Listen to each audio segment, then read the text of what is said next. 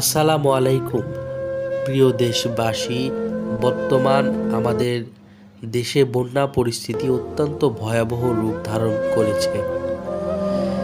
দেশের দক্ষিণ পূর্বাঞ্চলে প্রবল বৃষ্টিপাত ও ভারতের ত্রিপুরা অঞ্চলে নেমে আসা ঢলে বন্যার কবলে দেশের 12টি জেলা চট্টগ্রাম, ফেনী, কুমিল্লা, নোয়াখালী, লক্ষ্মীপুর, ব্রাহ্মণবাড়িয়া, খাগড়াছড়ি, রাঙ্গামাটি, কক্সবাজার, হবিগঞ্জ, সিলেট ও মৌলভীবাজারে বন্যা হয়।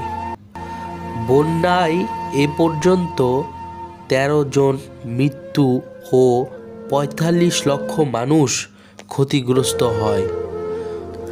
অনেকে এখনও নিখোঁজ রয়েছে। আমরা সকলেই জানি এর মধ্যে ফেনী জেলার পরিস্থিতি অত্যন্ত ভয়াবহ। বসতবাড়ি, রাস্তাঘাট সব কিছু ডুবন্ত অবস্থায় রয়েছে।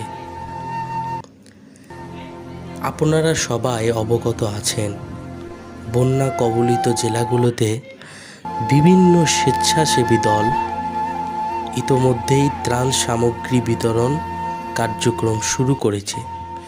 দেশের সর্বস্তরের মানুষের সহযোগিতায় স্বেচ্ছাসেবীরা বন্যার্তদের ত্রাণ বিতরণ করছে। আসুন আমরা সকলেই নিজ নিজ সামর্থ্য অনুযায়ী বন্যা কবলিত মানুষের পাশে দাঁড়াই।